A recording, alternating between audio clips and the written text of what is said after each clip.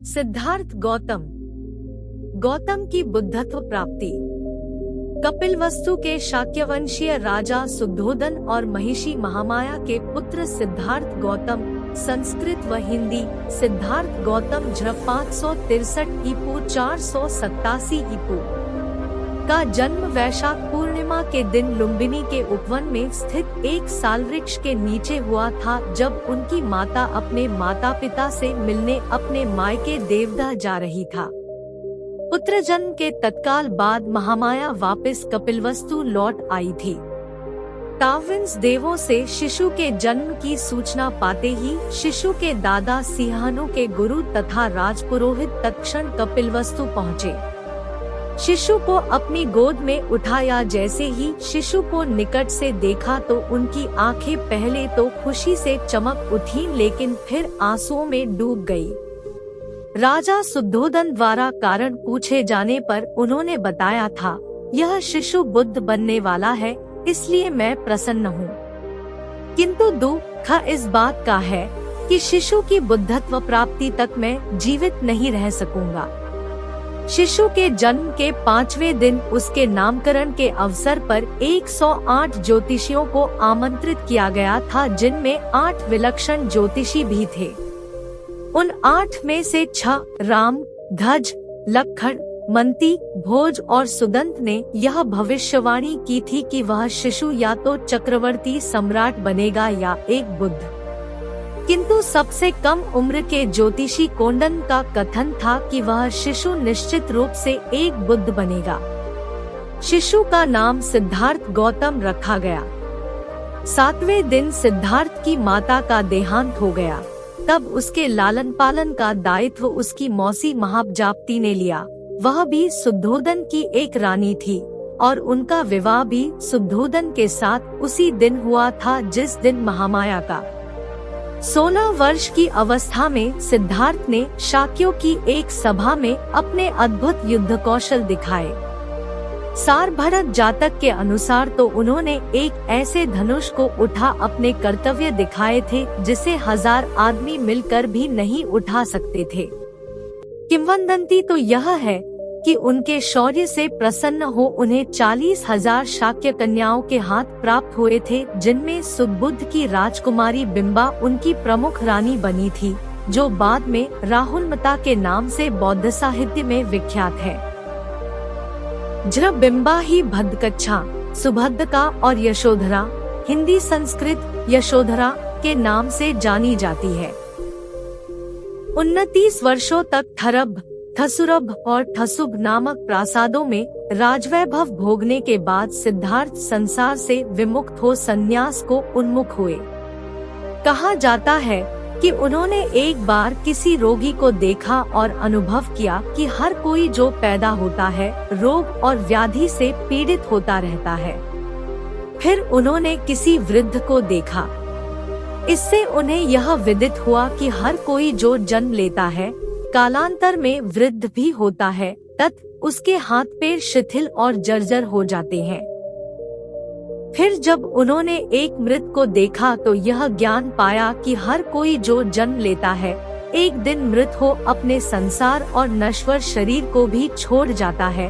तब सारे सुख सुविधाओं और वैभव की वस्तुएं निरर्थक हो जाती है। संसार सारहीन है।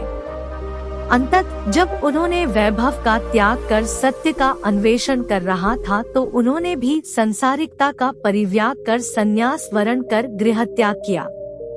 शाक्य कोली और मल्ल राज्यों को पार कर सन्यासी के रूप में वे राजगीर आदि स्थानों पर भटकने लगे। इसी क्रम में उन्होंने अकारक काम और उद्धकराम पुत्र को अपना गुरु बनाया, किंतु उनके दर्शन व विचार से वे संतुष्ट नहीं हुए। वे उर्वेका के सेनानीगाम पहुँचे और 6 वर्षा तक 5 भिक्षुओं के साचर्य में कठिन तपस्या की। कठिन चरम तप 2 मार्ग की अनुपभुक्तता जान कुन वे साधारण भोजन ग्रहण करने को प्रेरित हुए, जिससे खिन्न हो उनके 5 भिक्षुमित्र खिन्न हो उनका साथ छोड़ सारनाथ के इसिपत मिगदात को प्रस्थान कर गए। सिद्धार्थ की साधारण भोजन ग्रहण करने की इच्छा सुजाता नाम की एक कन्या ने सोने की कटोरी में खीर अर्पित कर पूरी की। वह दिन वैशाख पूर्णिमा का था। गौतम ने निरंजरा नदी में स्नान कर खीर खाई और फिर कटोरी नदी में ही छोड़ दी, जो डूबती हुई नागराज काल के निवास स्थान पर जा पहुंची थी। फिर सारा दिन सालुकवन में व्यतीत कर शाम को वे पीपल के एक पेड़ के नीचे जा बैठे। वहीं सोतिया नामक एक घसियारे ने उन्हें 8 मुट्ठी घास दिए। घास को उन्होंने पूर्व दिशा की ओर रख उसकी आसनी बनाई। फिर उस पर बैठकर उन्होंने यह प्रतिज्ञा की कि जब तक वे बोधि नहीं प्राप्त करते तब तक वहां से नहीं उठेंगे। उनकी प्रतिज्ञा के तेज से महाब्रह्म और सारे देव उनके सामने प्रकट हो उनकी स्तुति करने लगे, किंतु उनकी दृढ़ मार शैतान ने उन पर आक्रमण किया, जिसके भय से सारे देव वहां से भाग खड़े हुए। मार से उनकी रक्षा तब केवल 10 पारमियों ने की। इन पारमियों को उन्होंने बोधिसत्व बनने के बाद के 550 जन्मों के कठिन संघर्ष के क्रम में अर्जित किया था। पारमी 10 होते हैं दान,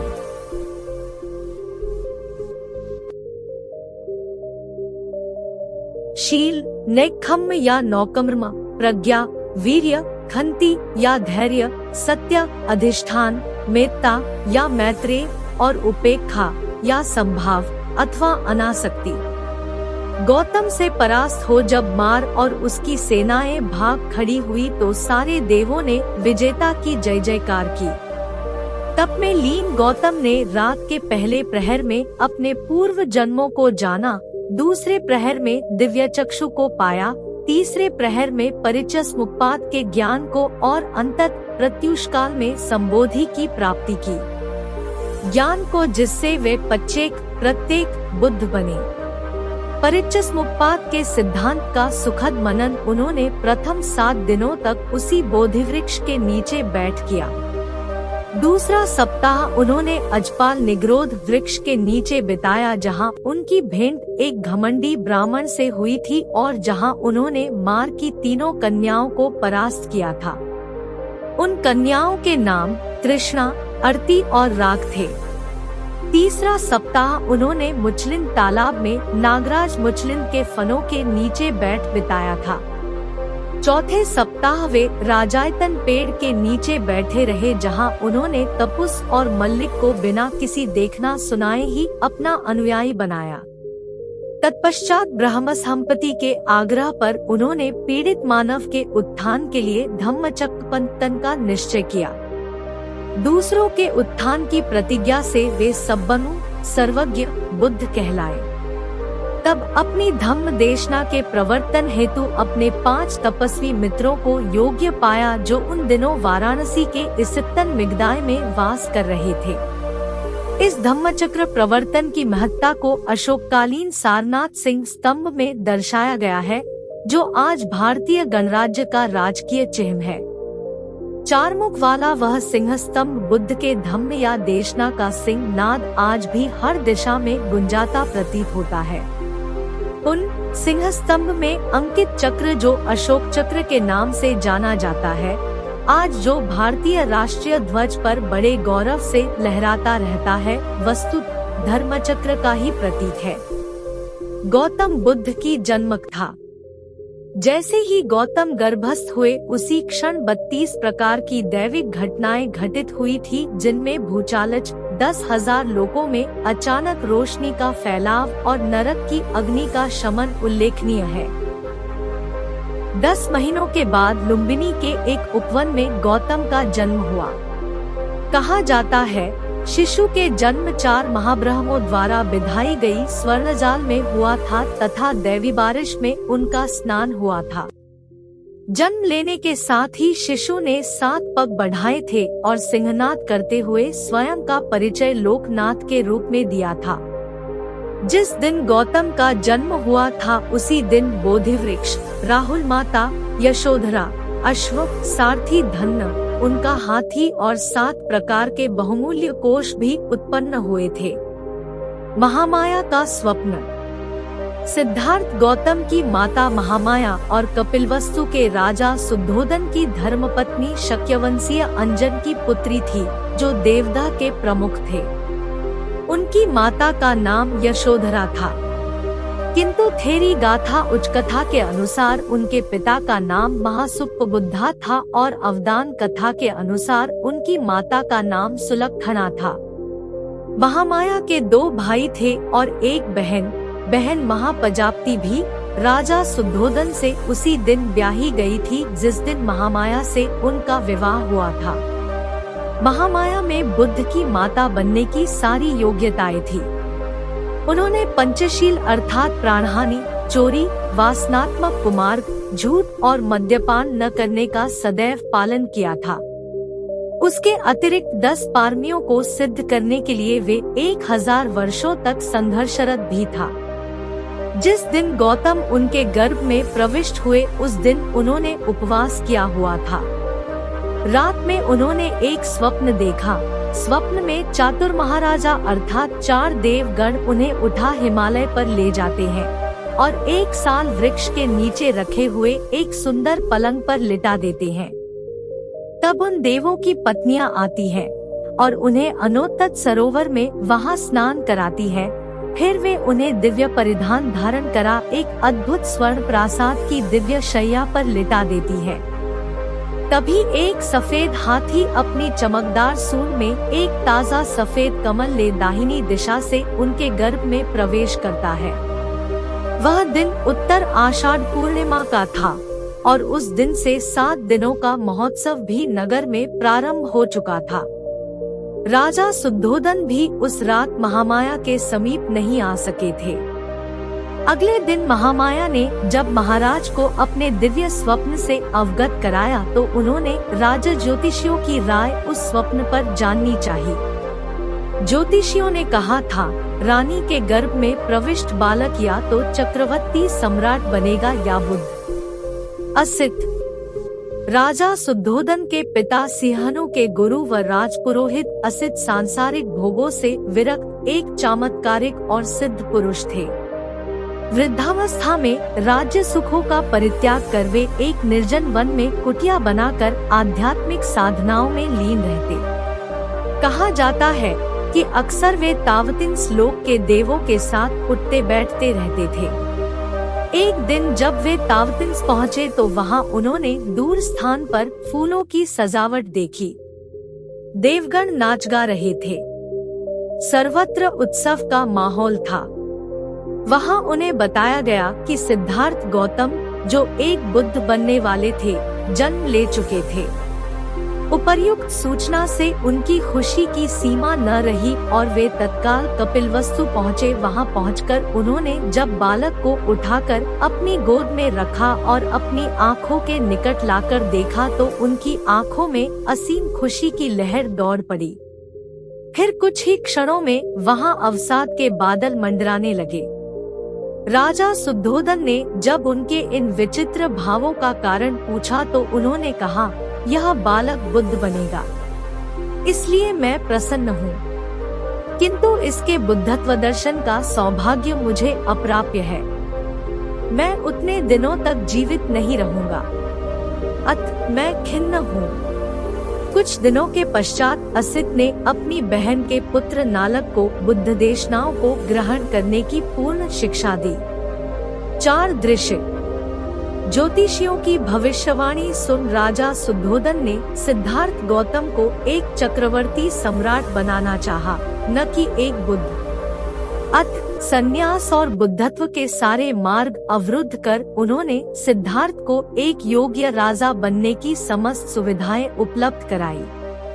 राजकुमार सिद्धार्थ जब 29 वर्ष के हो गए तो देवों ने उनके संबोधिकाल को देख उन्हें राजोद्यान में भ्रमण को प्रेरित किया। वहाँ उन्होंने लाठी के सहारे चलते एक वृद्ध को देखा। तब उन्हें यह ज्ञान हुआ कि वे भी एक दिन वैसे ही हो जाएंगे। सभी एक दिन वैसी ही अवस्था को प्राप्त होते हैं। वितृष्ण भाव से वे तब प्रासाद को लौट आए। जब राजा को उनकी मनोदशा का ज्ञान हुआ तो उन्होंने राजकुमार के भोगविलास के लिए और भी साधन जुटा दिए। किंतु सांसारिक भोगों में राजकुमार की आसक्ति और भी क्षीण हो चुकी थी। दूसरे दिन राजकुमार फिर से उद्यान भ्रमण को गए। वहां उन्होंने एक रोगी व्यक्ति को देखा। उसकी अवस्था देख उन्हें यह ज्ञात हुआ कि हर कोई जो जन्म लेता है रोग का शिकार भी होता है। एक सम्राट भी रोगमुक्त नहीं रह सकता। संसार का यह सत्य है। तीसरे दिन भी सिद्धार्थ उद्यान भ्रमण को गए। वहां उन्होंने एक मृत व्यक्ति को देखा। तब उन्हें ज्ञात हुआ कि मृत्यु भी एक सत्य है। जो प्राणी जन्म लेता है एक दिन मरता भी है। उसके समस्त साधन जो उसके शरीर और अहंकार आदि प्रवृत्तियों को तुष्ट करते हैं और जिन्हें वह अपने जीवन का सार समझता है, वस्तुत निस्सार है। हर मनुष्य राजा या रंग अपने मोह, अज्ञान और प्रमाद में उन्हें ही सार समझ अपना समस्त जीवन निस्सार को ही पाने में व्यर्थ गवा देता है। मृत्यु ही वह कसौटी है जो चिता की धूमों से आसमान में यह लिख देता है कि जाने वाला सम्राट या फकीर संसार से क्या लेकर जाता है। अगला दिन आषाढ़ पूर्णिमा का दिन था। उस दिन भी सिद्धार्थ उद्यान भ्रमण को गए। मार्ग में उन्होंने एक सन्यासी को देखा। सारथी धन्य से उन्हें ज्ञात हुआ कि सन्यासी संसार की सारहीनता को समझ संसार से विरक्त हो सत्य और सार के अन्वेषी होते हैं। धन्य की बातें सुन गौतम के मन में सन्यास का औत्सुक्य जागृत हुआ और वे भी सन्यास वरण को प्रेरित हुए। जब वे अपने महल को लौट रहे थे तो मार्ग में उन्हें यह सूचना मिली कि वे एक नवजात शिशु राहुल के पिता बन चुके थे। थोड़ा आगे बढ़ने पर उन्होंने राज परिवार की एक महिला दिसिगोत्मी को गाते सुना निवृत्त हुई। अब तो वह माता। सिद्धार्थ के लिए निवृत्ति तो इस सांसारिकता के अर्थ में थी। प्रसन्न मन उन्होंने अपने गले से मोतियों का हार निकालकर उस भद्र महिला को भिजवा अपनी कृतज्ञता का ज्ञापन किया, क्योंकि दिसिगोत्मी ने उन्हें झसंसार धनिवृत्ति का संदेश जो दिया था। गौतम का गृहत्याग। जन्म, रोग और मृत्यु जीवन के सत्य है। राजकुमार सिद्धार्थ ने उन सत्यों का जब साक्षात्कार किया और उसके मर्म को समझा तो उसी दिन गृहस्थ जीवन का परित्याग कर वे संन्यास मार्ग को उन्मुख हो गए। वह दिन आषाढ़ पूर्णिमा का था। मध्यरात्रि बेला थी। भोगविलास के माहौल में उनके निकट ही एक सुंदरी बड़े ही भोंडे तरीके से सोई पड़ी थी। कुरूप सांसारिकता से वितृष्ण उन्होंने तुरंत ही अपने सारथी धन्य को बुलाया और अपने प्रिय घोड़े कंठक को तैयार रखने का आदेश दिया।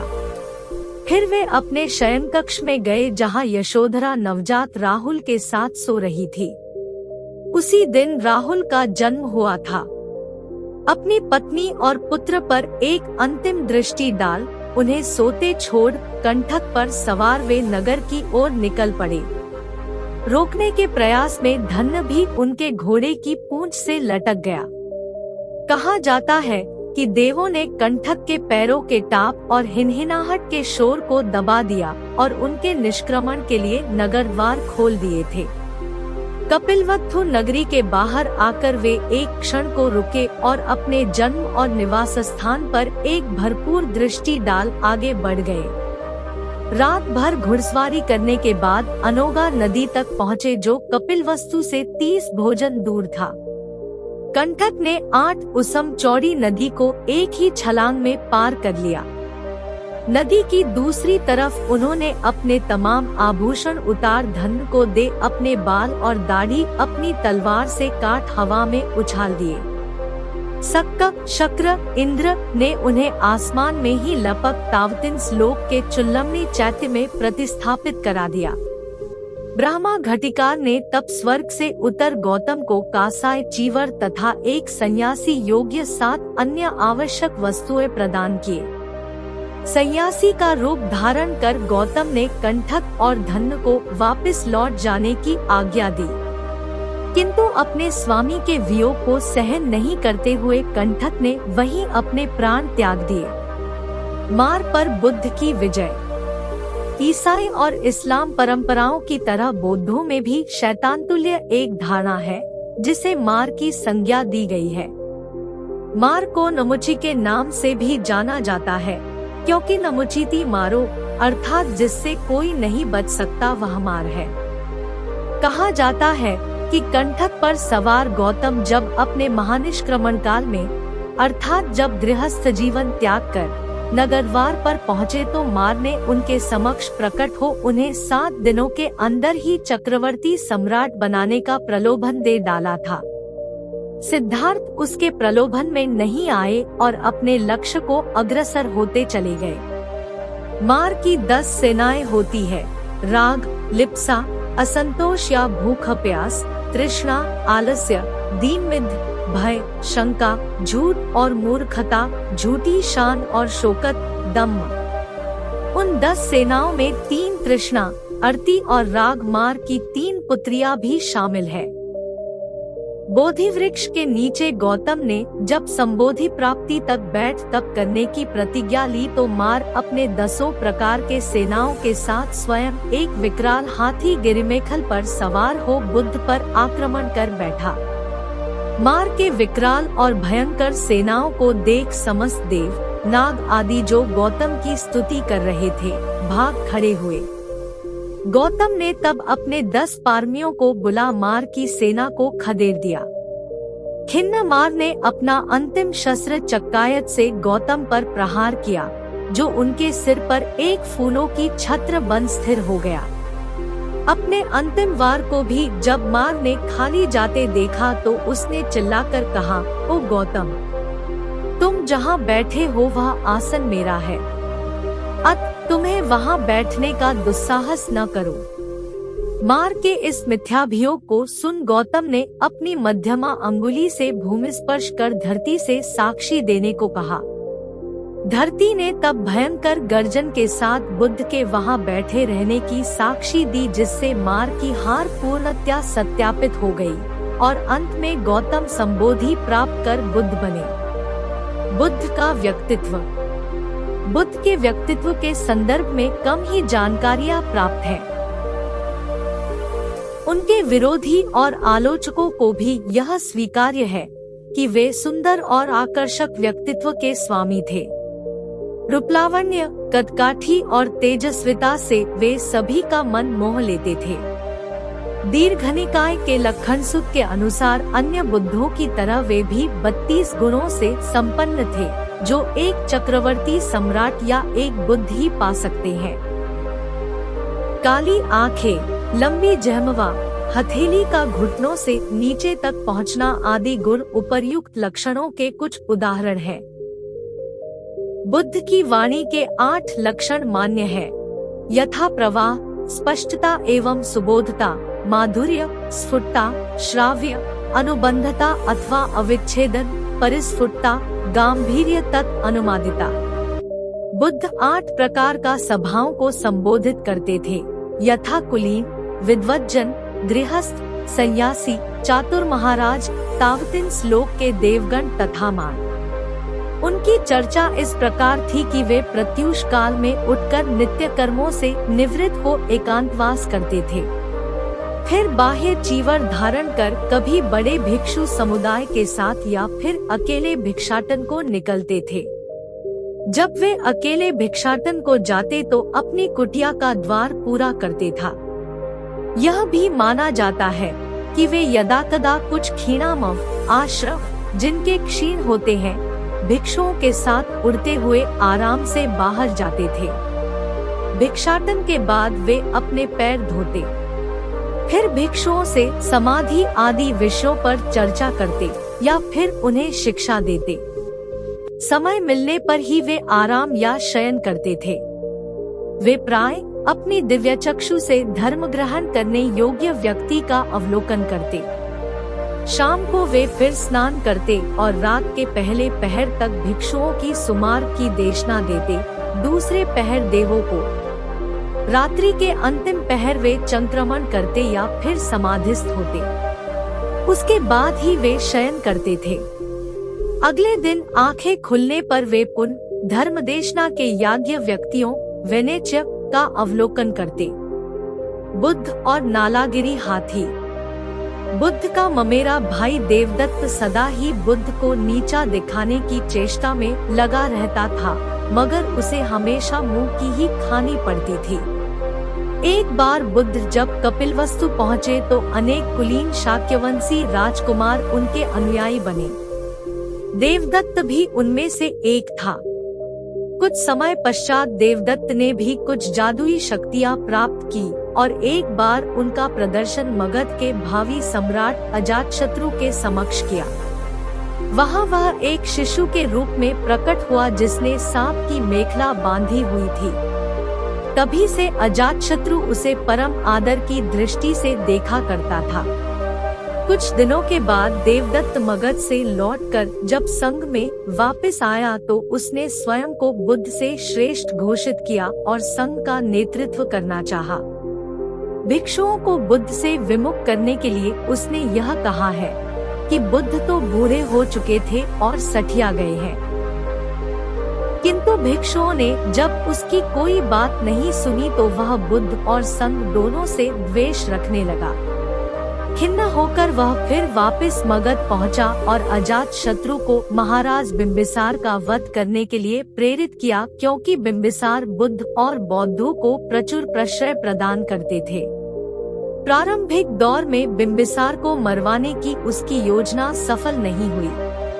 अतः उसने 16 धनुर्धारियों को बुद्ध को मारने के लिए भेजा, किंतु बुद्ध के व्यक्तित्व से प्रभावित हो सारे उनके ही अनुयायी बन गए।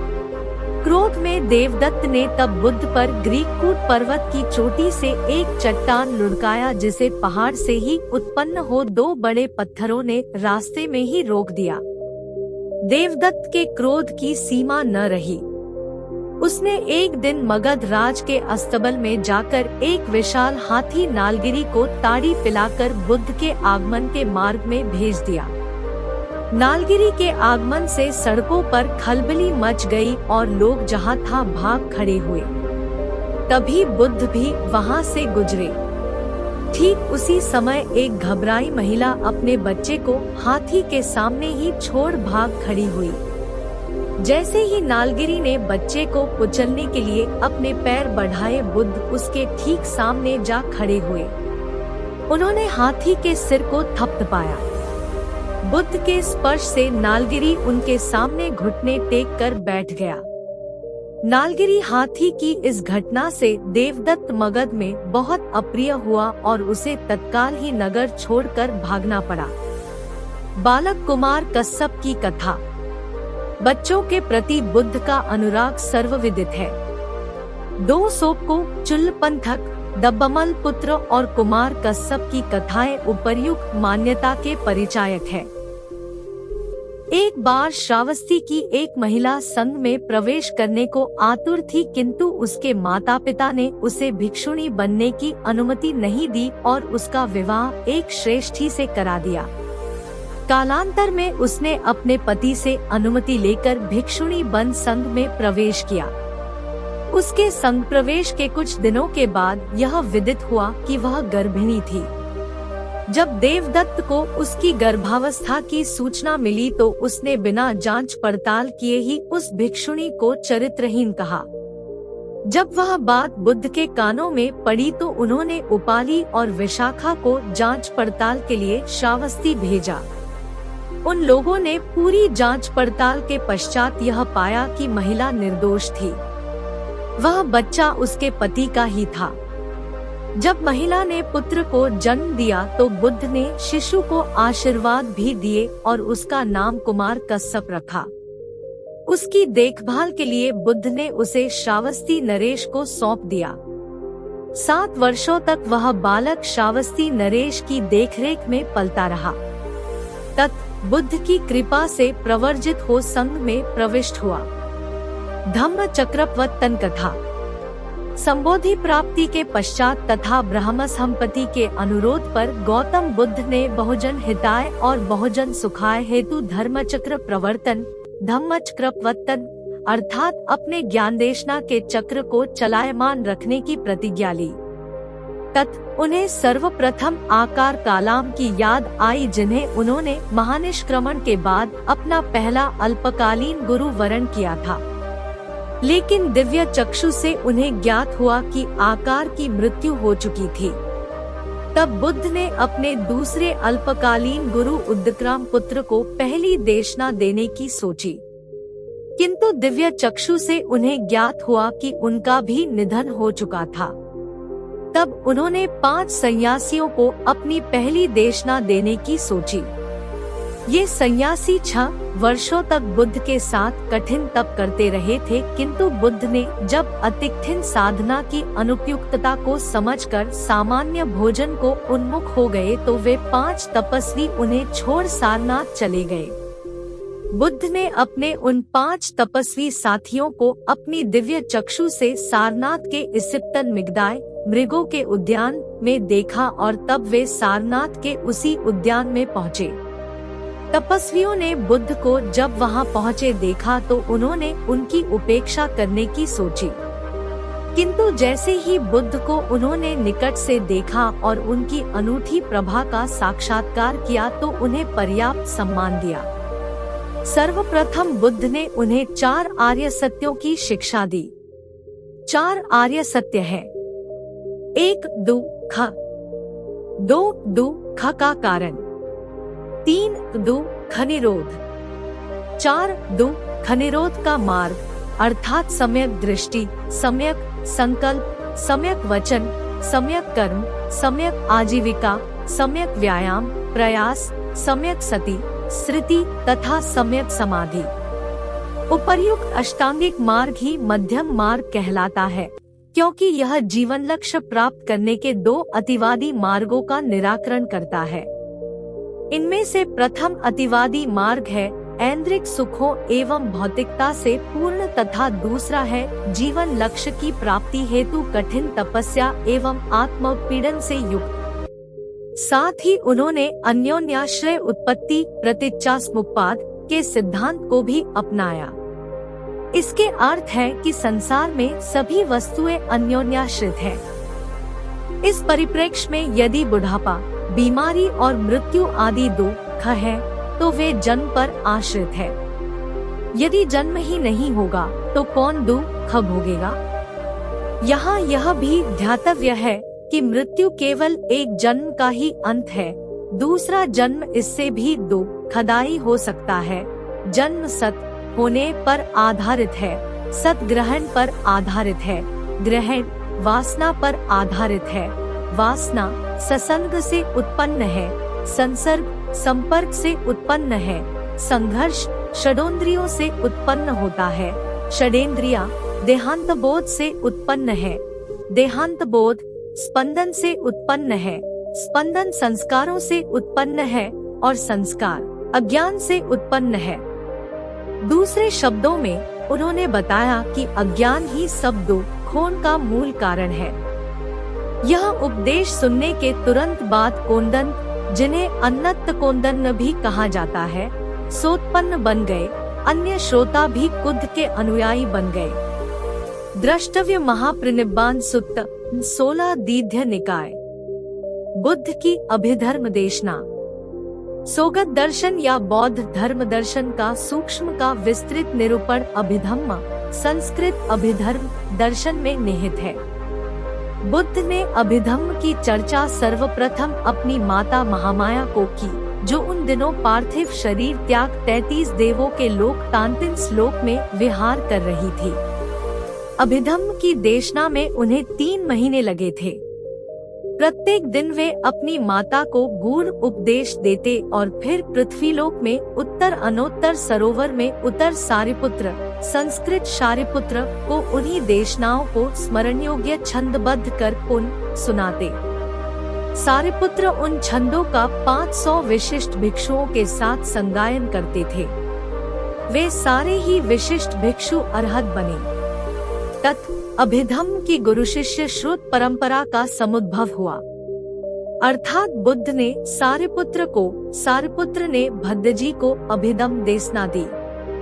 इस प्रकार अभिधम्म देशना भद्दजी, शोभित, पेजली आदि से होते हुए महिंद, महेंद्र, सम्राट अशोक के पुत्र इत्तीय, संबल, पंडित तथा भद्दनाम के माध्यम से श्रीलंका पहुंची।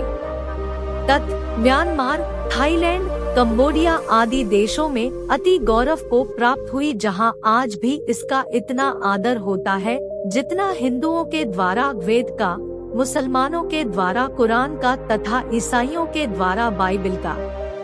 अभिधम्म का अर्थ अभिधम्म, अभि और धम्म, धर्म शब्दों के योग से बना है, जहाँ अभि शब्द अतिरेक या विशेष का द्योतक है तथा धर्म शब्द यथार्थ या देशना का परिचायक है। परंपरा में अभिधम्म उन विशिष्ट धर्मों का परिचायक है जो निर्वाण या परमार्थ प्रतिमुख धर्म है, अथवा प्रज्ञानला सानुचरा अभिधर्म, अभिधर्म कोश 1.2, अथवा वह शास्त्र जो निर्वाण मार्ग को प्रकाशित करता है।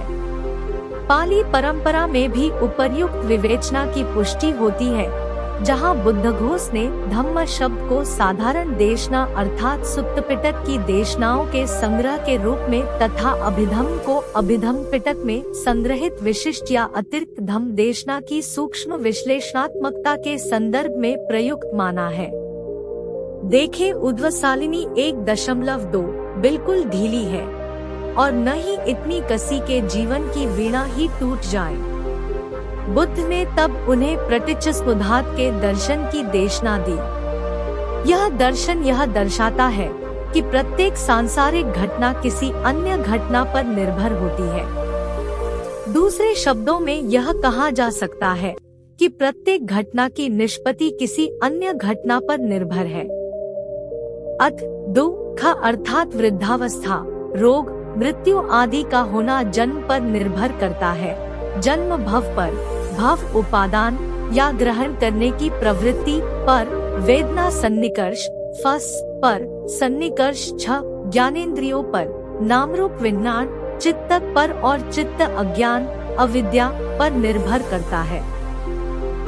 अज्ञान ही दुख का मूल कारण है तथा अज्ञान नष्ट कर निर्मल चित्त का निर्माण ही धर्म चक्र प्रवर्तन का सार है। विमल चित्त का प्रादुर्भाव केवल कुशल कर्मों के विकास से संभव है, जिनके मूल त्याग, अलोभ, प्रेम, अंदोष और ज्ञान अमोह है।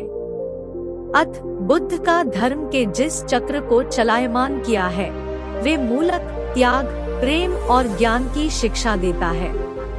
यही चक्र भारतीय ध्वज पर भी अंकित है और भारत गणराज्य की त्याग, प्रेम और ज्ञान के प्रति की गई वचनबद्धता का प्रतीक है। चूँकि अशोककालीन सारनाथ के सिंह स्तंभ पर यह चक्र उत्कीर्ण गई है, इसलिए आज इस चक्र को अशोक चक्र के नाम से जाना जाता है।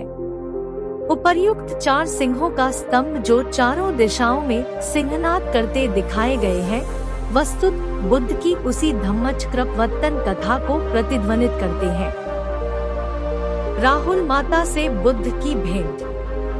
बुद्ध के संबोधि प्राप्ति के पश्चात सुद्धोधन ने उन्हें कई बार अपने दूतों को भेजकर बुलवाने की चेष्टा की, किंतु हर दूत बुद्ध से प्रभावित हो उनका अनुयायी बन संघ में प्रविष्ट हो जाता। अंततः सुद्धोधन ने बुद्ध को बचपन के मित्र कालुदाई को दूत बना बुद्ध के पास अपने संदेश के साथ भेजा।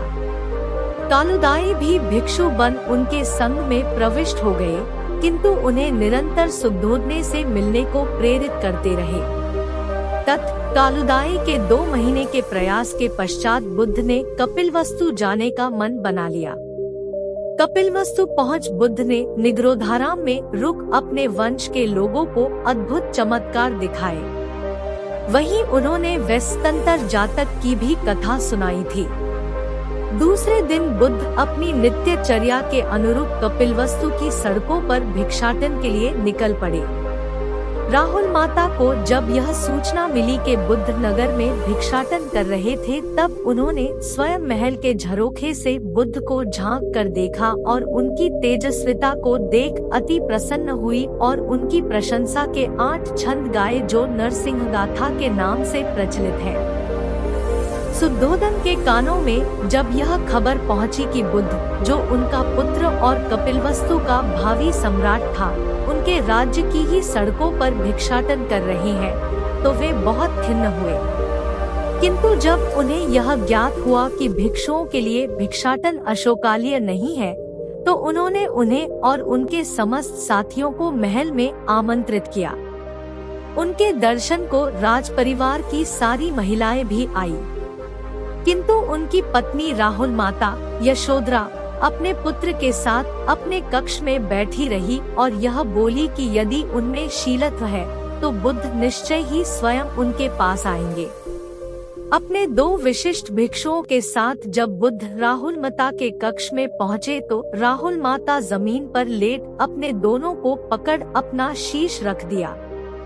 यह ध्यातव्य है कि जब से बुद्ध ने गृहत्याग सारे साधनों का उपभोग बंद कर, वैसा ही जैसे बुद्ध के विषय में उन्हें बताया गया था, यथा पीला परिधान और एक बार भोजन आदि। बुद्ध ने तब यशोधरा के शीलत्व की प्रशंसा करते हुए चंद्रकिन्नर जातक की कथा सुनाई थी। राहुल माता जब अपने किसी पूर्व जन्म में किन्नरी थी और उसके पति की हत्या हो चुकी थी, तो उन्होंने अपने शीलत्व की शक्ति से अपने पति को पुनर्जीवित कर दिया था। 7वें दिन जब बुद्ध कपिलवस्तु के राजमहल से निकल रहे थे तो राहुल माता ने अपने 7 वर्षीय पुत्र राहुल को यह कहकर बुद्ध के पास भेजा कि जाओ अपना उत्तराधिकार अपने पिता से मांग लो। बुद्ध ने तब राहुल को भी अपने संग में शरण प्रदान की। कालांतर में जब भिक्षुणियों का प्रवेश संघ में होना आरंभ हुआ तो राहुल माता भी महाप्रजापति गौतमी के संरक्षण में भिक्षुणी बन संघ में प्रविष्ट हुई। सावत्थी चमत्कार। चमत्कार बुद्ध कथाओं व आख्यायिकों का महत्वपूर्ण अंग है। बुद्ध के जन्म के साथ अनेकों अद्भुत दैविक एवं चमत्कारिक घटनाओं का प्रचुर आख्यान अनेकों स्थान पर उपलब्ध व प्रचलित है। एक बार भिक्षु पिंडोल भारद्वाज राजगृह में भ्रमण कर रहे थे। वहां उन्होंने एक श्रेष्ठी को एक ऊंची यष्टि पर चंदन की लकड़ी का एक कटोरा लटकवाते देखा। कारण पूछने पर उन्हें ज्ञात हुआ कि उस श्रेष्ठी को न तो आध्यात्मिक सिद्धियों पर विश्वास था और न ही किसी सिद्ध सन्यासी पर। अतः सन्यासियों का माखौल उड़ाने के उद्देश्य से उसने उस बांस के लंबे डंडे पर वह कटोरा लटकवाया था। भिक्षु पिंडोल भारद्वाज ने श्रेष्ठी के अभिमान को दूर करने के लिए उड़ते हुए उस बांस के शीर्ष पर से चंदन के उस कटोरे को उतार लिया।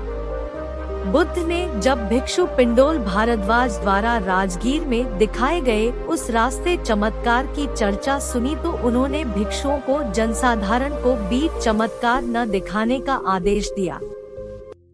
कई छोटे मोटे सन्यासी लोगों को अपने चमत्कार दिखाकर प्रभावित करते और बौद्धों को पाखंडी घोषित करते, क्योंकि बौद्ध भिक्षुओं ने लोगों के समक्ष चमत्कार दिखाना बंद कर दिया था।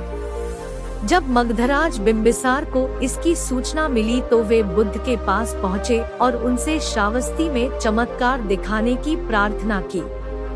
चूँकि गौतम बुद्ध के पूर्वोत्तर बुद्धों ने भी श्रावस्ती में चमत्कार दिखाए थे, अतः गौतम ने भी बिंबिसार की प्रार्थना स्वीकार की और श्रावस्ती में अपने चमत्कार दिखाए। वहां उन्होंने रत्नों की एक छत बनाई और उड़ते हुए उस पर पहुंच चक्रमण करने लगे। कुछ प्रचलित लोक मान्यताओं के अनुसार उन्होंने स्वयं को 1000 रूपों में एक साथ ही प्रकट किया। फिर अन्य बुद्धों की तरह ही 3 पगों में तावलिन श्लोक पहुंच गए। बुद्ध को इन चमत्कारों से उनके आलोचक श्रावस्ती छोड़ भाग खड़े हुए। कहा जाता है कि पूरण कश्यप ने भी तभी श्रावस्ती छोड़ा और रास्ते में उनका अंतकाल हुआ था। बुद्ध की आकाशोड़ान। संबोधि प्राप्ति के 5वें वर्ष में बुद्ध वैशाली के कूटागारशाला में विहार कर रहे थे। तभी वहां एक दिन उन्होंने अपने दिव्य चक्षु से अपने पिता को मृत्युशैया पर पड़े देखा। उनके पिता अरहत की योग्यता प्राप्त कर चुके थे।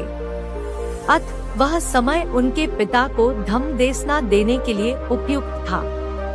इसके अतिरिक्त बुद्ध कपिलवस्तु के शाक्य और कोलनगर, व्यातपज्ज, के कोनों के बीच शांति वार्ता को मध्यस्थता भी करना चाहते थे, क्योंकि दोनों ही वंशों में रोहिणी नदी के जल विवाद को लेकर भयंकर संग्राम छिड़ गया था। बुद्ध उड़ते हुए कपिलवस्तु पहुँचे। पिता को धर्म उपदेश दिए, जिसे सुनकर शुद्धोदन अरहत बनकर मृत्यु को प्राप्त हुए। शुद्धोदन की मृत्यु के पश्चात बुद्ध ने शाक्यों और कोलियों के बीच मध्यस्थता की। दोनों ने उनकी बातें सुनी और समझी, जिससे दो मित्रवत पड़ोसी राज्यों के बीच होने वाला संग्राम टल गया। हजारों लोगों के प्राण बच गए और युद्ध से होने वाले अनेक दुष्परिणाम भी। दोनों ही राष्ट्रों के अनेक लोगों ने बुद्ध, धम्म और संघ की शरण ली। बुद्ध ने भी दोनों राज्यों का आतिथ्य स्वीकार कर कुछ दिन कपिलवस्तु तथा कुछ दिन कोलिय नगर में रुककर उन्हें अपना धन्यवाद ज्ञापित किया। परिनिब्बाण कथा। राजगीर के गिज्जाकुट पर्वत से भिक्षुओं के बड़े संघ के साथ बुद्ध ने अपनी अंतिम यात्रा प्रारंभ की। अम्बलकथिका और नालंदा होते हुए वे पाटलीगाम गांव, आधुनिक पटना, जिसे बाद में पाटलिपुत्र कहा गया, पहुँचे। उत्तरवर्ती काल में मौर्यों की राजधानी बना पाटली उन दिनों एक गांव मात्र था। वहां बुद्ध ने इस नगरी के महान भविष्य की भविष्यवाणी की। पाटली से उन्होंने गंगा नदी पार की और कोटिगाम और वैशाली होते हुए वे अम्बापाली, संस्कृत आम्रपाली के उद्यान में पहुँचे। अगले दिन उन्होंने लिच्छवी राजवंश का निमंत्रण अस्वीकार करके एक गणिका अम्बापाली से भोजन ग्रहण किया। अपिच भिक्षुओं के उपयोग हेतु अम्बापाली द्वारा दानस्वरूप प्रदत्त उद्यान भी स्वीकार कर लिया। फिर भिक्षुओं को वैशाली में ही छोड़ वे वर्षा तो वसावास व्यतीत करने के लिए बेलुवा की ओर चल दिए। बेलुवा में वे गंभीर रूप से बीमार हो गए। उन्होंने आनंद को अपनी भवितव्य मृत्यु की सूचना दी। तदंतर अपने वर्षाकालीन प्रवास से वैशाली लौटकर उन्होंने अपनी मृत्यु की पूर्व सूचना वहां उपस्थित सभी भिक्षुओं को भी दे दी। इसके बाद हत्थिगाम, अम्बागाम, जम्बुगाम और भोगनगर होते हुए वे पावा पहुँचे। वहां एक कर्मकार चुंद की आम्रवाटिका में वे ठहरे और उन्होंने कुछ खाया, जिससे वे और भी अस्वस्थ हो गए। यह कर्मकार चुंद गया के वेलुवन के चुंद शुक्रिक सुअर का मांस विक्रेता से भिन्न है। साथ ही बुद्ध को दिया गया भोजन सुकर्मद्दव सुअर का मांस नहीं है। यद्यपि कुछ लोगों को यह भ्रांति है, पर यह भ्रांति ही है, क्योंकि सुकरसाली का अर्थ होता है जंगली चावल और मद्दव शब्द संस्कृत मार्दव मृदु अर्थात मधुर, मीठे से व्युत्पन्न है। अपिच पाली अंग्रेजी शब्दकोश T.W. रॉयस डेविस और विलियम स्टेड प्री 721 518 से 19 के अनुसार मद्दव का अर्थ है कोमल और विदीर्ण भुना हुआ। अतः संभव है कि बुद्ध ने जो भोजन किया था वह भुने हुए चावल ही थे। भुंजे चावल उत्तरी बिहार और पूर्वी उत्तर प्रदेश का एक प्रचलित खाद्यान्न है। इतना ही नहीं, बुद्ध ने बड़े स्पष्ट शब्दों में चुंद सुक्रिक के सुकर मांस विक्रेता होने और इस व्यवसाय की कड़ी निंदा की थी। और अपने इसी जघन्य व्यवसाय के परिणाम स्वरूप बुद्ध के निर्वाण से 7 दिन पूर्व ही चुंद की मृत्यु हो गई थी और उसे नरकाग्नि में यातना झेलनी पड़ी थी।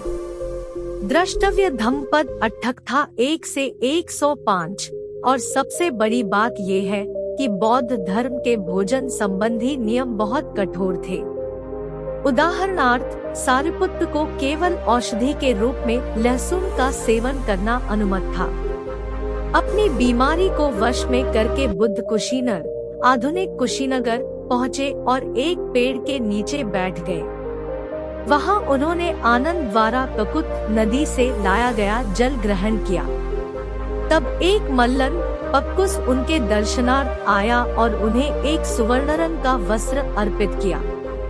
वह वस्त्र धारण करते हुए बुद्ध ने आनंद को बताया कि सभी बुद्ध बुद्धत्व की पूर्व रात्रि और मृत्यु से पूर्व की रात्रि को सुवर्ण वस्त्र धारण करते हैं। साथ ही उन्होंने बताया कि वे कुशीनर में ही निर्वाण प्राप्त करेंगे। तब बुद्ध ने ककुत नदी में स्नान किया और कुछ देर विश्राम करके उपवत्तन साल उद्यान में पहुँचे। वहाँ आनंद ने उत्तर की ओर सिर वाली एक शैया उनके लिए बनाई। कहा जाता है कि पेड़ों ने उनके शरीर पर पुष्पवृष्टि की। आकाश से दिव्य मंदवर पुष्पों और चंदनरज की वृष्टि हुई। पवन ने दिव्य संगीत एवं ध्वनिवादन किया। सालोद्यान ने अपने सभी वृक्षों की शाखाओं को झुकाकर उन पर चंवर डुलाए, पर बाद में दिव्य गणों ने उससे उन्हें हटाने का अनुरोध किया, जिससे वे सब भी बुद्ध के अंतिम दर्शन कर सके। तब बुद्ध ने आनंद को अपने अंतिम संस्कारों के विषय में निर्देश दिए। व्यथित आनंद ने बुद्ध से कुशीनर में प्राणोत्सर्ग न करने का आग्रह किया, क्योंकि वह एक गंदा और गर्हित गांव था। तब बुद्ध ने उस स्थान की प्रशंसा की, क्योंकि एक बार ये स्थान महासुदर्शन की राजधानी रह चुका था। बुद्ध की आसन्न मृत्यु की सूचना पाकर कुशीनर के मल्ल और बहुत से अन्य लोग भी वहां एकत्रित हो गए। बुद्ध ने सुभद को दीक्षित किया, जिसे आनंद ने अस्वस्थ बुद्ध के पास जाने से रोका था। तब बुद्ध ने भिक्षुओं से शंका निवारण के लिए पूछा, पर किसी भिक्षु ने कोई प्रश्न नहीं किया। तब बुद्ध बोले, जो भी सत है उसका निश्चित है विनाश। बंधन मुक्ति के लिए करते रहो सतत प्रयास। ये उनके अंतिम शब्द थे। तब समाधि की विभिन्न अवस्थाओं को पार करते हुए वैशाख मास की पूर्णिमा को 80 वर्ष की आयु में उन्होंने परिनिर्वाण प्राप्त किया। मल्लों ने उनकी चिता को अग्नि दी। जब चिता पूर्णतया भस्म हो गई तो उन्होंने भालों से उसे चारों ओर से घेर लिया और 7 दिनों तक शोक मनाया। थाई संस्करण। बुद्ध के परिनिब्बाण के उपरांत उनके अवशेषों के कई दावेदार उपस्थित हो गए और युद्ध की सी स्थिति हो गई। अंततः विवाद इस प्रकार टला, अवशेषों के 8 बराबर हिस्से किए गए और मगधराज अजातशत्रु, कपिलवस्तु के शाक्य, रामगाम के कोलिय, वैशाली के लिच्छवी, अल्लकप्पा के बुल, वेलपत्था के एक ब्राह्मण, पावा के एक प्रतिनिधिमंडल और कुशीनर के मल्लों ने ये हिस्से आपस में बांट लिए। अवशेषों का वितरण करने में एक महत्वपूर्ण भूमिका प्रदान करने वाले दोन को वितरण पात्र रखने की अनुमति दी गई। पिप्पलीवन के मौर्यों को देर से आने के कारण केवल भय प्राप्त हुई। शुद्धोदन। गौतम बुद्ध के पिता शाक्यवंशी शुद्धोदन राजा सिंहनु के पुत्र कपिवस्तु के राजा थे। उनकी माता का नाम कच्चाना था, जो देवदत्त के राजा देवदत्त शक की राजकुमारी था। शुद्धोदन के 4 सहोदर भाई द्योतदन, सक्कोदन, सुक्कोदन तथा अमितोदन थे। उनकी 2 बहनें थीं, अमिता और पमिता। शुद्धोदन की पटरानी गौतम बुद्ध की माता महामाया थी, जिनकी मृत्यु के पश्चात महाप्रजापति गौतमी की छोटी बहन, जो महामाया के साथ ही उनसे ब्याही गई थी, उनकी नई पटरानी बनी। जब उनके कुलगुरु असित बुद्ध के जन्म पर कपिलवस्तु पधारे और शिशु में बुद्धत्व के सारे लक्षणों का अवलोकन कर उनके पैरों को अपने शीश से सटा प्रणाम किया, तो शुद्धोदन ने भी बुद्ध का पूजन किया। शुद्धोदन ने बुद्ध का पूजन दूसरी बार तब किया जब बुद्ध हल जोतने की रीति निभाते हुए एक जम्बूवृक्ष के नीचे बैठ ध्यान मग्न थे। शुद्धोदन ने जब विशिष्ट ज्योतिषियों के द्वारा गौतम के बुद्ध बनने की संभावना को सुना, तो उन्होंने हर संभव प्रयत्न किया कि संन्यासोन्मुखी कोई भी बात या घटना या दृश्य सिद्धार्थ के सामने न आए और हर प्रकार के राजकीय जीवन में उन्हें लिप्त रखने की चेष्टा की। किंतु उनकी हर चेष्टा निरर्थक सिद्ध हुई और सिद्धार्थ बुद्ध बनने के लिए गृह त्याग कर ही गए। शुद्धोदन को जैसे ही बुद्ध की संबोधि प्राप्ति की सूचना मिली और उनके गौरव पता चला, तो उन्होंने तत्काल 10,000 सिपाहियों के साथ एक दूत बुद्ध को बुलाने के लिए भेजा। किंतु उनके सारे अनुचर वापस न लौट बुद्ध के अनुयायी बन उनके संग में प्रविष्ट हो गए। उक्त घटना के पश्चात भी उन्होंने 9 बार दूत भेजे, किंतु हर बार उनके दूत और उनके साथी बुद्ध के अनुयायी बन संघ में प्रविष्ट हो जाते। अंततः शुद्धोधन ने बुद्ध के बचपन के सखा कालुदाई को बुद्ध को दूत के रूप में बुद्ध के पास भेजा। कालुदाई भी बुद्ध से प्रभावित हो संघ में प्रविष्ट हो गए, किंतु कालुदाई ने जो वचन शुद्धोधन को दिया था उसके पालन करते हुए बुद्ध को अपने पिता से मिलने का आग्रह करते रहे। अंततः कालुदाई के 2 महीनों के आग्रह के बाद बुद्ध ने कपिलवस्तु जाने को तैयार हुए और अपने 7 भिक्षुओं का एक महासंघ भी लेते गए। कपिलवस्तु पहुंचकर बुद्ध अपने साथियों के साथ निगरोधाराम में रुके। तत् वे दैनिक भिक्षाटन के लिए निकले। राजा शुद्धोधन को जब यह सूचना मिली कि बुद्ध कपिलवस्तु का उत्तराधिकारी उनके ही राज्य की गलियों में भिक्षाटन कर रहे थे तो बहुत खिन्न हुए, किंतु बुद्ध ने उन्हें जब यह कही कि भिक्षुओं के लिए भिक्षाटन कोई असंगत कार्य नहीं है, तो राजा उनके उत्तर से संतुष्ट हुए। उनकी संतुष्टि ने तत्काल उन्हें सोतापन्न अर्थात जिसका अधिकतम जन्म 7 बार तक हो सकता है, बना दिया।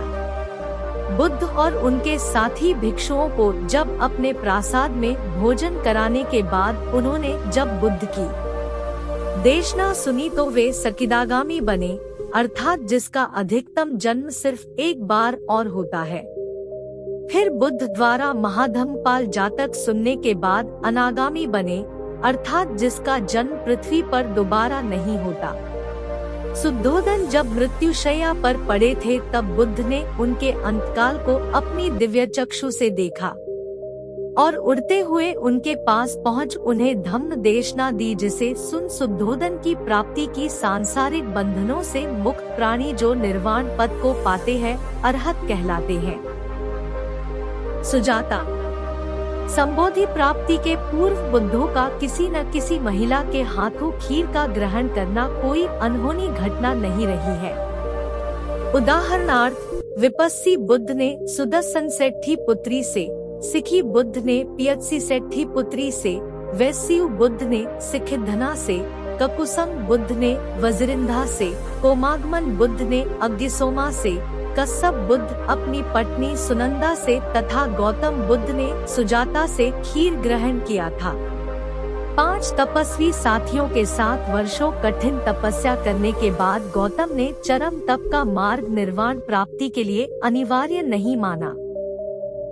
उन तपस्वियों से अलग हो वे जब अजपाल निग्रोध वृक्ष के नीचे बैठे तो उनमें मानवीय संवेदनाओं के अनुरूप मानवीय आहार ग्रहण करने की इच्छा उत्पन्न हुई, जिसे सुजाता नाम की महिला ने खीर अर्पण कर पूरा किया।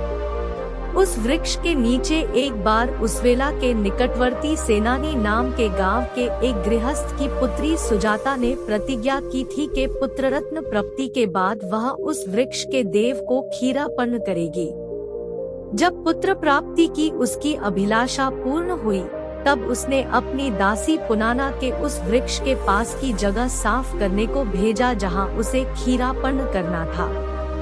जगह साफ करते समय पुनाना ने जब गौतम को उस पेड़ के नीचे बैठे देखा तो उन्हें ही उस पेड़ का देव समझ भागती हुई अपनी स्वामिनी को बुलाने गई। देव की उपस्थिति के समाचार से प्रसन्न सुजाता भी तत्काल वहां पहुंची और सोने की कटोरी में बुद्ध को खीर अर्पण किया।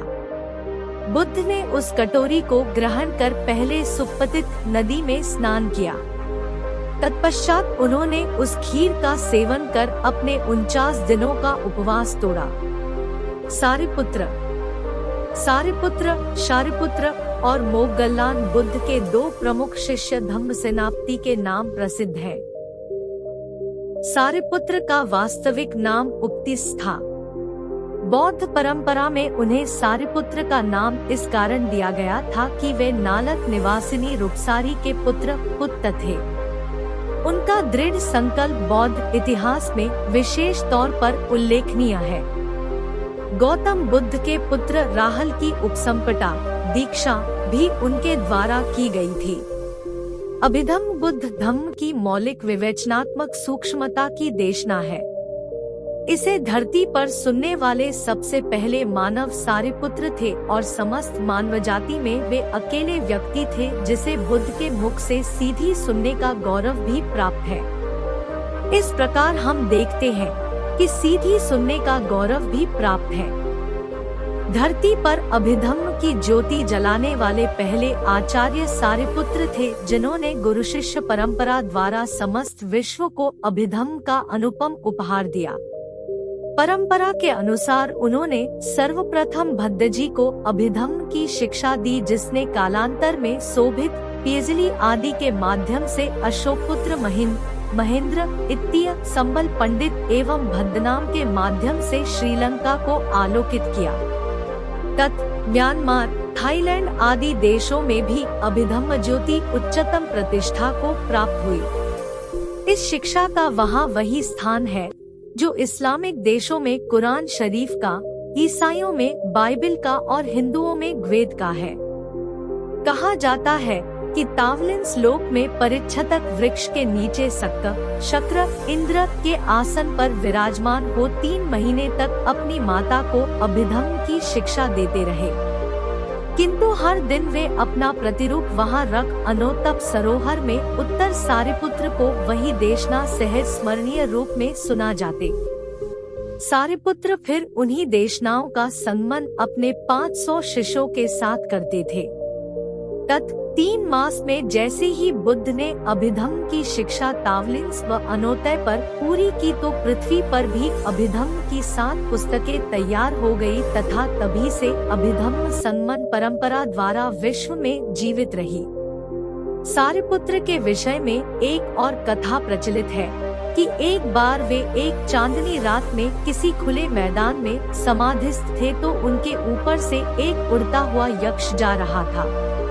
उनके चमकीले व चिकने सिर पर पड़ती हुई चांद की रोशनी से आकृष्ट हो उस यक्ष को एक शरारत सूझी और उसने उनके सिर पर एक जोर का घूंसा मारा। कहा जाता है कि वह घूंसा इतना शक्तिशाली था कि उससे एक पर्वत भी ध्वस्त हो सकता था, किंतु सारिपुत्र की समाधि पर उस घूंसे का कोई प्रभाव नहीं पड़ा। हाँ, जब वे समाधि से उठे तो उन्होंने अपने सिर पर थोड़ी पीड़ा अवश्य अनुभव की। मोग्गलन बुद्ध के 2 प्रधान शिष्यों में से एक थे मोग्गलन, जिन्हें पाली परंपरा में महामोग्गलन भी कहा जाता है। इन्हें बुद्ध ने सारिपुत्र के साथ एक ही दिन दीक्षा दी थी और यह भी घोषणा की थी कि ये दोनों उनके पर शिष्य हैं। सारिपुत्र जहां अपनी बुद्धिमत्ता के लिए विख्यात थे, वहीं मोग्गलन अपनी अद्भुत चमत्कारिक शक्तियों के लिए प्रसिद्ध थे। उदाहरण के लिए वे विविध जीवंत आकृतियों के निर्माण में समर्थ थे, कोई भी रूप धारण कर सकते थे। एक बार उन्होंने मिगर्नतुपसाद नामक मठ को अपने चरण स्पर्श मात्र से हिला दिया था। यह भूतल के उन कुछ भिक्षुओं के लिए चेतावनी थी जो यह जानते हुए भी गलपक्थन में मग्न थे कि स्वयं बुद्ध उस मठ के प्रथम तल पर विद्यमान है। मोग्गलन और सारिपुत्र एक ही दिन जन्मे थे। इनकी माता का नाम मोग्गली या मोगलानी होने से इनका नाम मोग्गलन पड़ा। इनके गांव के नाम की वजह से इन्हें कोलित भी कहा जाता था। मोग्गलन और सारिपुत्र के परिवारों के बीच 7 पीढ़ियों से मैत्री संबंध था, अतः ये दोनों भी शैशव से ही मित्र थे। एक बार दोनों मित्र एक नाटक गिरगसमज्जा देखने गए और उसके माध्यम से दोनों ने अनुभव किया कि यह विश्व भी एक नाटक ही है और सभी सांसारिक वस्तुएं अनित्य हैं। इस अनुभव से दोनों संसार से विरक्त हो गए। पहले ये संजय के शिष्य हुए, पर उनकी शिक्षाओं से असंतुष्ट हो इन्होंने सारे भारत में घूम घूम कर उस समय के सभी विद्वानों से विचार विमर्श किया। अंतत इस सब से असंतुष्ट दोनों ने अलग अलग होने का निश्चय किया और प्रण लिया कि दोनों एक दूसरे को किसी भी उल्लेखनीय अन्वेषण से अवगत करवाएंगे। जब सारिपुत्र ने बुद्ध के एक शिष्य अस्साजी के प्रवचन सुने तो वे उनके सिद्धांत से बहुत प्रभावित हुए और एक सोत्पन्न बन गए। वे मोगलन के पास पहुँचे और उन्हें अपनी उपलब्धि की सूचना दी और बुद्धवचन सुन मोगलन भी एक सोत्पन्न बन गए। दोनों संजय के 500 शिष्यों सहित बुद्ध के दर्शनार्थ चल दिए। उन सभी ने बुद्ध के दर्शन किए और उनके प्रवचन सुने और मोगलन एवं सारिपुत्र को छोड़ सभी अरहत बन गए। मोगलन मगध के कल्वल के उपग्राम में चले गए। दीक्षा के 1 सप्ताह के उपरांत समाधि की परम अवस्था में उन्हें बुद्ध से दीक्षा प्राप्त हुई और वे भी अरहत बन गए। मोगलन समाधि की तुरीय अवस्था में बहुत जल्दी पहुंच जाते थे। इसीलिए महान नाग नंदोपंत के दमन को उनकी पारलौकिक शक्तियों का सर्वोत्कृष्ट उदाहरण कहा जा सकता है। जब देवदत्त द्वारा संघ में विभाजन की बात उठी तो बुद्ध ने इन 2 शिष्यों को गयासीस भेजा ताकि वे भ्रमित भिक्षुओं को लौटा पाए। दोनों ने 500 भिक्षुओं को संघ में वापस लौटाकर अपने कर्तव्य का सफलतापूर्वक निर्वहन किया। बुद्ध के पुत्र राहुल के गुरु सारिपुत्र थे तो मोगलन उनके शिक्षक। सारिपुत्र और मोगलन ने एक दूसरे से एक अनुरोध किया था। मोगलन ने सारिपुत्र के 15 दिन बाद प्रतिपदा के दिन देहत्याग किया। कलसिल में मोगलन जब अपने कक्ष में थे तो कुछ डाकुओं ने उन्हें बहुत बुरी तरह पीटा। उनका अंत बहुत कारुणिक हुआ। किसी तरह अपनी टूटी हड्डियों वाले जर्जर शरीर को घसीटते हुए वे बुद्ध के पास पहुँचे और उनसे इस संसार को छोड़ने की अनुमति मांगी। परंपरा कहती है कि उनका दुखदाई अंत इसलिए हुआ क्योंकि अपने किसी पूर्वजन्म में उन्होंने अपने बूढ़े, जर्जर और अंधे माता पिता को अपनी पत्नी के दुराग्रह पर एक वन में ले जाकर पीट पाट कर मार डाला था। ऐसा उन्होंने मोहग्रस्त होकर किया था। इसीलिए इस वर्तमान जन्म में उन्हें ऐसी मृत्यु प्राप्त हुई क्योंकि कर्मफल से कोई नहीं बच सकता। जातक कथाओं में मोगलन कई पात्रों के रूप में चित्रित है। उदाहरणार्थ इंद्रिय जातक में किस्वच्चा, कुरुंगमिक जातक में कछुआ, तित्तिर जातक में व्याघ्र, विधुर पंडित जातक में गरुड़राज इत्यादि। मार कथा। बौद्ध परंपरा में मार मृत्यु, कुकृत बल और प्रलोभक के रूप में जाना जाता है, जिसे आधुनिक भाषा में शैतान का रूप समझा जा सकता है। जब यह कहा जाता है कि मार एक है तो वह क्लेश अथवा मृत्यु का द्योतक है। मार के 5 रूप माने जाते हैं जब उसे 5 संघों के संदर्भ में समझा जाता है। उन मार को अभिसरखार मार तथा यम के 4 देव पुत्रों के रूप में भी स्वीकार किया गया है। मार को नमुची का नाम दिया गया है क्योंकि कोई भी उससे नहीं बच सकता। उसे वसवत्ती भी कहा जाता है क्योंकि वह हर कोई को अपने वश में करता है। जब भी वह किसी को शील के मार्ग पर अग्रसर देखता है तो उसे पथभ्रष्ट करने के लिए अनेकों अवरोध उत्पन्न करता है। उदाहरण के लिए श्रेष्ठी जातक में जब एक राजा किसी बच्चे बुद्ध को दान देने के लिए उन्मुख होता है तो मार उसके सामने एक विशालकाय खाई उत्पन्न करता है जिससे अग्नि की प्रचंड लपटें भयंकर गर्जना के साथ उठती है। मार की कहानियों का प्रथम परिचय पधानसुत्त में होता है जहां मार बुद्ध को संबोधि प्राप्त करने से रोकने का यत्न करता है। मार की 10 सेनाएं होती है यथा राग, लिप्सा, असंतोष या घृणा, भूख, प्यास, तृष्णा, आलस्य, भय, शंका, दंभ तथा घमंड। उपर्युक्त सेनाओं में उसकी 3 पुत्रियां भी है जो तृष्णा, अर्ति, असंतोष तथा राग के नाम से जानी जाती है। बिंबिसार। मगध के राजा बिंबिसार की राजधानी राजगीर थी। बिंबिसार गौतम बुद्ध के सबसे बड़े प्रश्रयदाता थे। वे 15 वर्ष की आयु में राजा बने और अपने पुत्र अजातशत्रु, संस्कृत अजातशत्रु, के लिए राजपाट त्यागने से पूर्व 52 वर्ष इन्होंने राज्य किया। राजा पसेंदी की बहन और कोसल की राजकुमारी इनकी पत्नी और अजातशत्रु की मां थी। खेमा, सीलव और जयसेना नामक इनकी अन्य पत्नियां थीं। विख्यात वारांगना अम्बापाली से इनका विमल कोंदन नामक पुत्र भी था। सुत्तनेपात अट्ठक्था के पब्बत सुत्त के अनुसार इन्होंने सन्यासी गौतम का प्रथम दर्शन पांडव पब्बत के नीचे अपने राजभवन के गवाक्ष से किया और उनके पीछे जाकर उन्हें अपने राजभवन में आमंत्रित किया। गौतम ने इनका निमंत्रण अस्वीकार किया तो इन्होंने गौतम को उनकी उद्देश्य पूर्ति हेतु शुभकामनाएं दी और बुद्धत्व प्राप्ति के उपरांत उन्हें फिर से राजगीर आने का निमंत्रण दिया। तैप्तिक जटिल के परिवर्तन के बाद बुद्ध ने राजगीर में पदार्पण करके अपना वचन पूरा किया। बुद्ध और उनके अनुयायी राजकीय अतिथियों की भांति राजगीर आए। बुद्ध और उनके अनुयायियों के लिए वेलुवन उद्यान दान में देने के अपने प्रण की पूर्ति दर्शाने के लिए बिम्बिसार ने बुद्ध के हाथ स्वर्णकलश के पानी से धुलवाए। अपिच आगामी 33 वर्षों तक बिम्बिसार बौद्ध धर्म के विकास में सहायक बने।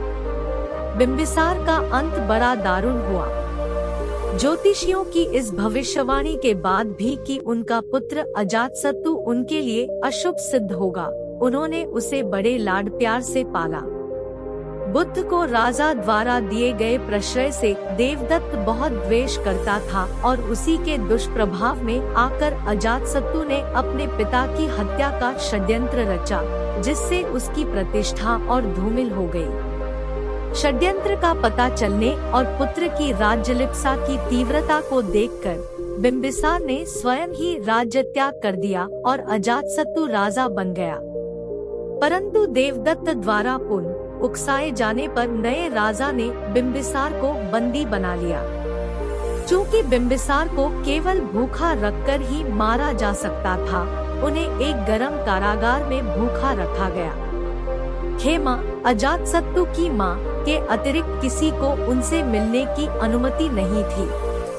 पहले खेमा अपने परिधान में एक सुवर्ण पात्र में भोजन छिपाकर ले गई।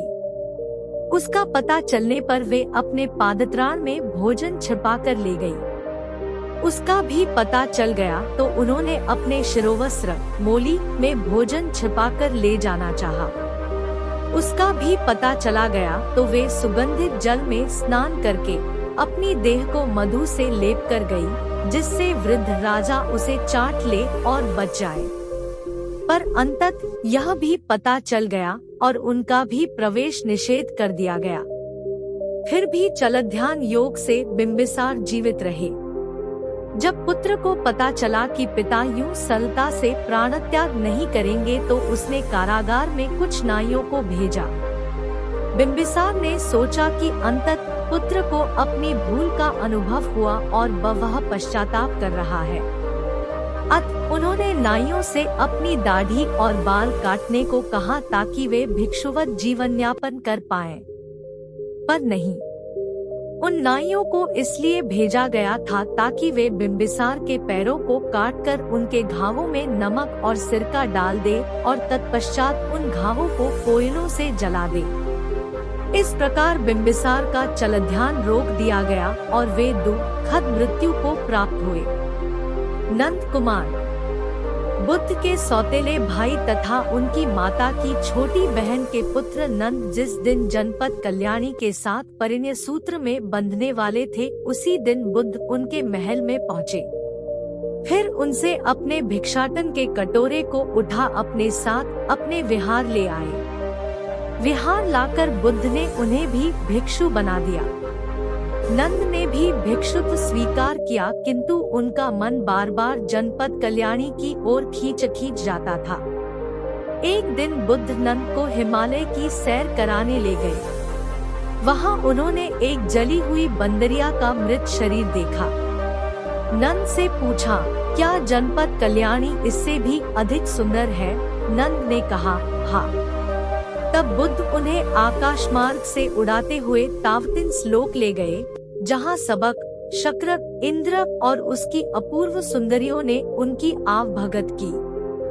बुद्ध ने तब नंद से पूछा, क्या जनपद कल्याणी इन सुंदरियों से भी सुंदर है? तब नंद ने कहा, नहीं। बुद्ध ने नंद के सामने तब यह प्रस्ताव रखा कि यदि वे भिक्षु की चर्या अपनाएंगे तो उनकी शादी शक्त की किसी भी सुंदरी से करा देंगे। नंद ने बुद्ध का प्रस्ताव मान लिया। नंद के साथ जब बुद्ध अपने विहार पहुँचे तो वहां उपस्थित 80 भिक्षुओं ने नंद से उनके भिक्षुत्व की प्रतिज्ञा के संदर्भ में प्रश्न किया। तब नंद का मुख लज्जावंत हो गया। वे अपनी पूरी शक्ति के साथ अरहत्व की साधना में जुट गए और अंततः अरहत बनने का लक्ष्य प्राप्त कर ही लिया। जनपद कल्याणी नंदा। बुद्ध के भाई नंद की मंगेतर जनपद कल्याणी नंदा अपने काल की अपूर्व रूपसी थी। उसका नाम जनपद कल्याणी इसलिए पड़ा था कि उसका रूप, लावण्य और शोभा और श्री समस्त जनपद के लिए कल्याणकारी माना जाता था। नंद से उसका प्रगाढ़ प्रेम था और उनसे शादी की आशा में वह फूले न समा रही थी। किंतु जिस दिन वह नंद के साथ परिणय सूत्र में बंधने जा रही थी और अपनी शादी की सारी तैयारियों को निहार पुलकित हो रही थी, ठीक उसी समय उसने नंद को बुद्ध के साथ बुद्ध के भिक्षाटन के कटोरे को लिए प्रासाद से बाहर जाते देखा। फिर बहुत देर तक उनके लौटने की राह तकती रही। देर शाम तक नंद वापस न लौटे। तभी अचानक उसे यह सूचना दी गई कि नंद भी गृहस्थ त्याग भिक्षु बन चुके थे। इस सूचना से जनपद कल्याणी नंदा को गहरा आघात लगा और वह मूर्छित हो गई। जनपद कल्याणी की आध्यात्मिक यात्रा। जब नंद के प्रत्यावर्तन की सभी आशाएं विफल हो गई, तो शनैः शनैः जनपद कल्याणी इस दुख से उबरने लगी। थोड़े समय बाद उन्हें लगा कि उनका संपूर्ण जीवन व्यर्थ और उद्देश्यहीन हो चुका है, सो उन्होंने संघ में शरण लेने का विचार बनाया। प्रजापति के निर्देशन में उन्होंने सांसारिक जीवन का परित्याग कर दिया और संघ में शरण ले ली। तब तक बुद्ध ने संघ में भिक्षुणियों के प्रवेश की अनुमति दे दी थी। यद्यपि उन्होंने संसार त्याग कर दिया था, पर अपने शरीर के प्रति उनका मोह कम नहीं हुआ था। अपने शारीरिक सौष्ठव का गर्व सदा उनमें पलता रहता। अपिच शारीरिक सौंदर्य सहित अन्य सभी सांसारिक वस्तुओं की अनित्यता को रेखांकित करते बुद्धवचनों को सुनने की वे हिम्मत न करती। साथ ही उन्होंने यह भी कभी नहीं सोचा कि उनकी अप्रतिम सुंदरता एक दिन धूमिल हो जाएगी। फिर भी एक दिन मठ की अन्य भिक्षुणियों के साथ वे बुद्ध के उपदेशों को सुनने चली ही गई। बुद्ध ने उनका मन पढ़ लिया था। अतः उन्होंने एक अति लावण्यमय आकृति का निर्माण किया जो उनके सम्मुख उस दिन प्रवचन के समय चवर डुलाती रही। उपदेश के दौरान भी जनपद कल्याणी अपने लावण्य के प्रति काफी सजग रही और इसी विषय में सोचती रही। पर जैसे जैसे बुद्ध का उपदेश आगे बढ़ा, उन्होंने अपने को तेजी से बूढ़ा होते पाया और वे वृद्धत्व की चरम सीमा तक पहुंच गई। उनकी त्वचा पर झुर्रियां पड़ गई, बाल सफेद हो गए, स्तन लटक गए और अचानक लोगों की अब तक लोलुप आंखों के भाव बदल गए। फिर उन्होंने स्वयं को मृत देखा और देखा कि उनका शरीर मात्र एक मलपिंड है। इस दृश्य ने उन्हें आध्यात्मिक रूप से उन्नत किया और वो एक सोत्पन्न बन गई। बाद में बुद्ध के कायाविच्छिन्नक सुक्त शरीर के क्षरण की प्रक्रिया पर प्रवचन को सुनकर उन्होंने अरहत पद प्राप्त किया। फुस बुद्ध। 24 बुद्धों की परिगणना में फुस बुद्ध का स्थान 18वां है। इनका जन्म काशी के सिरिमा उद्यान में हुआ था। इनके पिता का नाम जयसेन था जो एक कुलीन क्षत्रिय थे। मनोरथपूर्णी के अनुसार उनके पिता का नाम महेंद्र था। उनकी एक बहन थी और 3 सौतेले भाई। इनकी पत्नी का नाम किसागोतमा था, जिससे उन्हें आनंद नाम के पुत्ररत्न की प्राप्ति हुई थी। परंपरा के अनुसार उनकी लंबाई 58 हाथों की थी तथा वे गरुड़, हंस तथा सुवर्णभार नामक 3 प्रासादों में 6000 वर्षों तक रहे। एक हाथी पर सवार हो उन्होंने गृहस्थ जीवन का परित्याग किया था एवं 6 वर्षों के तप के बाद उन्होंने संबोधि प्राप्त की।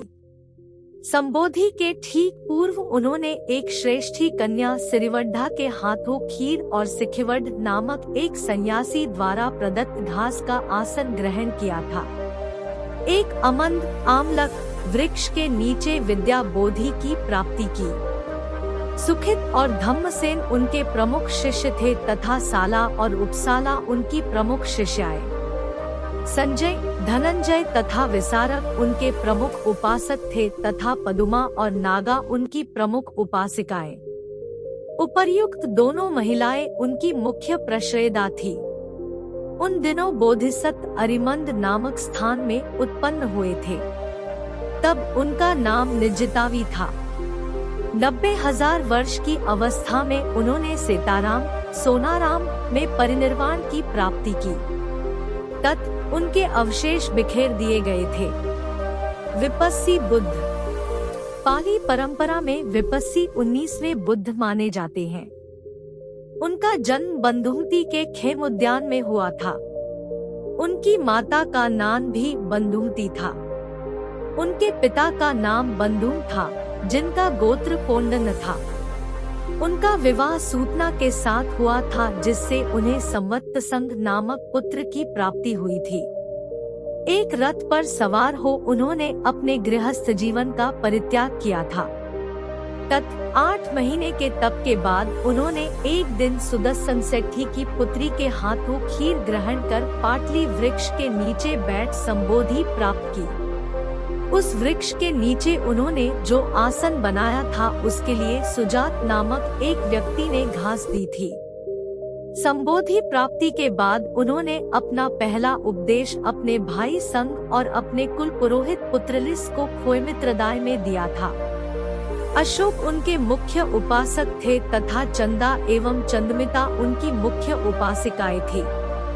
पुनः सुमित्र एवं नाग उनके मुख्य प्रश्रयदाता तथा सिरिमा एवं उत्तरा उनकी प्रमुख प्रश्रयदात्री थी। 80,000 वर्ष की अवस्था में वे परिनिवृत्त हुए। विपस्सी बुद्ध के काल में बोधिसत्व अतुल नामक नागराज के रूप में जन्मे थे। तब उन्होंने विपस्सी बुद्ध को एक रत्नजड़ित स्वर्णासन प्रदान करने का गौरव प्राप्त किया था। शिखी बुद्ध। पाली परंपरा में शिखी बुद्ध 20वें बुद्ध हैं। इनके पिता का नाम अरुणव और माता का नाम पभावती है। अरुणावती नामक स्थान पर इनका जन्म हुआ।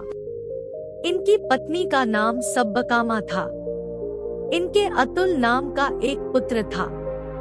इन्होंने हाथी पर सवार होकर गृहत्याग करने से पूर्व 7,000 वर्षों तक सुछंदा, गिरी और वेहन के प्रासादों में निवास किया। 8 महीने इन्होंने तपस्या की।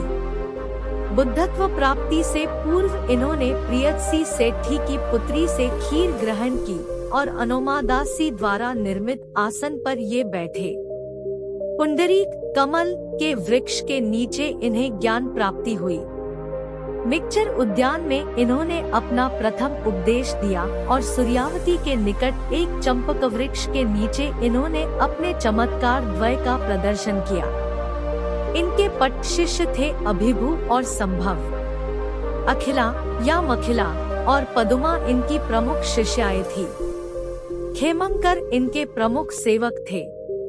सिरिवद और छंद या नंद इनके मुख्य आश्रयदाता थे तथा चित्ता एवं सुगुत्ता इनकी प्रमुख आश्रयदात्रियां थी। ये 70,000 वर्ष जिए और सीलावती के दसाराम, अस्साराम में इन्होंने देहत्याग किया। इनकी पगड़ी उन्हें संस्कृत उष्णीश, शिखा, आग की लपट की भांति प्रतीत होने से इन्हें शिखी कहा गया। इस युग में बोधिसत्व का अवतार राजा अरिंदम के रूप में हुआ और उन्होंने परिभुत पर राज्य किया। वैसभु बुद्ध। वैसभु बुद्ध पाली परंपरा में 21वें बुद्ध के रूप में मान्य है। उनके पिता का नाम सुपतित्त तथा माता का नाम यशवती था।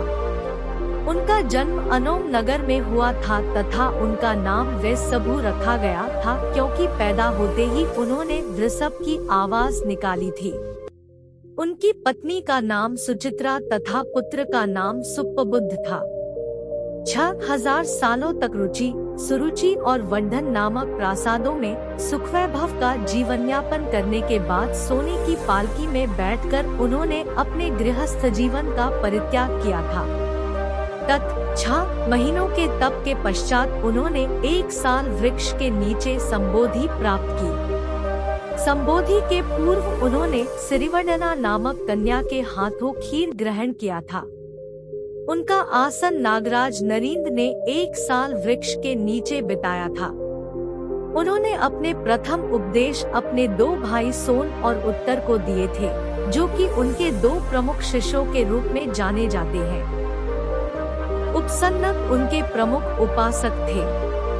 उनके प्रमुख प्रश्रयदाता सोत्थिक एवं राम, गौतमी और सिरिमा तथा उनकी प्रश्रयदात्री थी। 60,000 वर्ष की अवस्था में उन्होंने खोमाराम में परिनिर्वाण प्राप्त किया।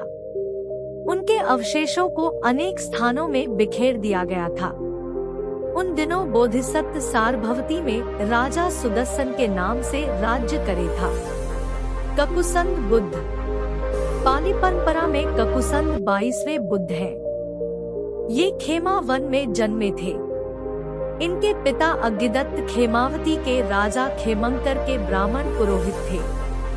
इनकी माता का नाम विशाखा था। इनकी पत्नी का नाम विरोचमना और पुत्र का नाम उत्तर था। इन्होंने 4000 वर्ष की आयु में एक रथ पर चढ़कर सांसारिक जीवन का परित्याग किया और 8 महीने तपस्या की। बुद्धत्व प्राप्ति से पूर्व इन्होंने सुचिरिंद ग्राम की वजिरिंधा नामक ब्राह्मण कन्या से खीर ग्रहण की और ये सुभद्र द्वारा निर्मित कुशासन पर बैठे। शीरीष वृक्ष के नीचे इन्हें ज्ञान प्राप्ति हुई और अपना प्रथम उपदेश इन्होंने मकिला के निकट एक उद्यान में 84,000 भिक्षुओं को दिया। भिक्षुओं में विधुर एवं संजीव इनके पट शिष्य थे और भिक्षुणियों में समा और चंपा, बुद्धिज इनके प्रमुख सेवक थे।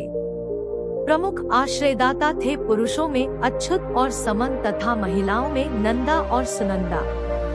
अच्युत ने ककुसंद बुद्ध के लिए उसी स्थान पर एक मठ बनवाया था जहां कालांतर में अनाथपिंडक ने गौतम बुद्ध के लिए जेतवन आराम बनवाया था।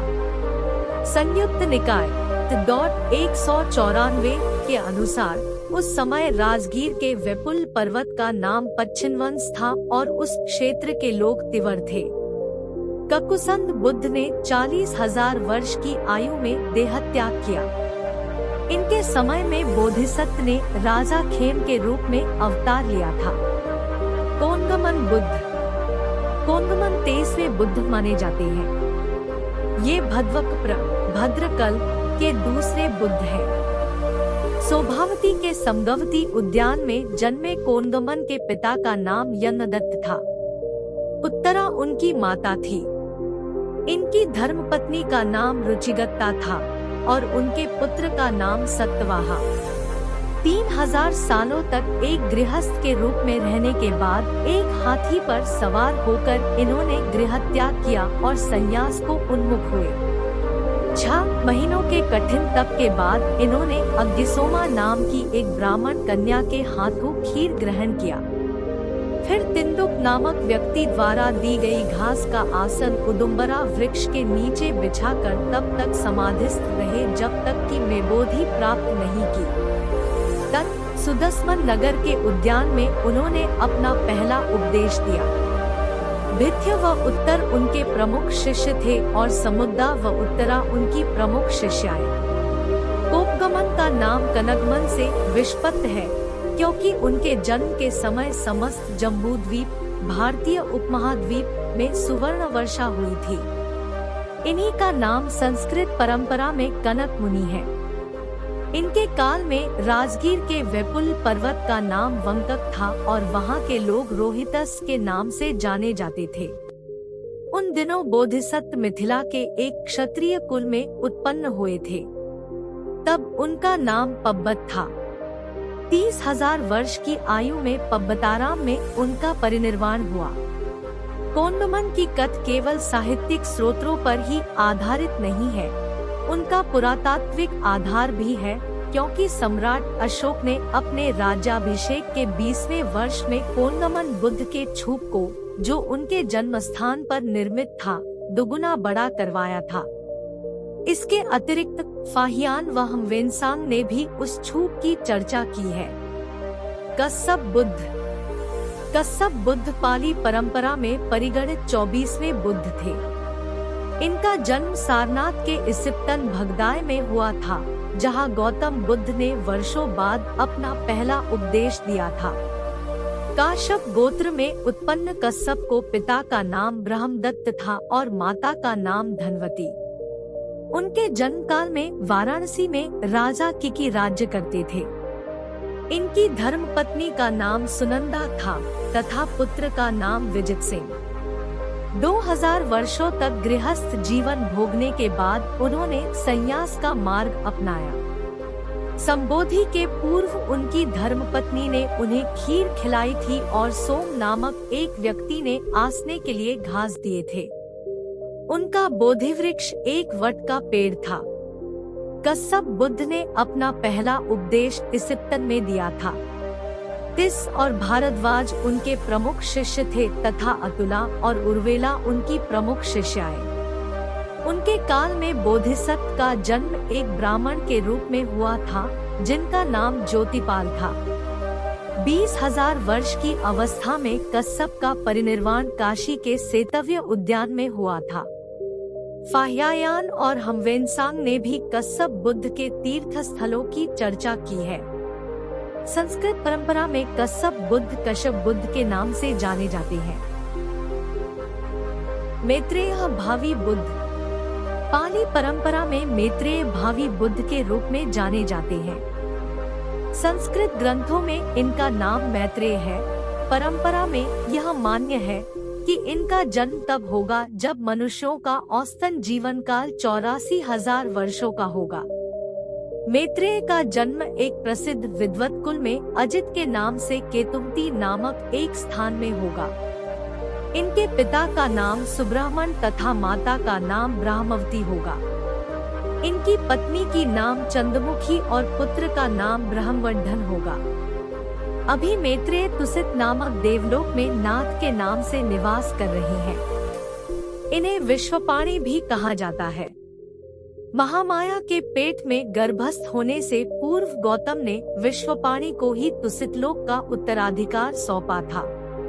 चूँकि मैत्रेय ने अभी तक सांसारिकता का त्याग नहीं किया है, अतः चित्रों व प्रतिमाओं में मुकुट के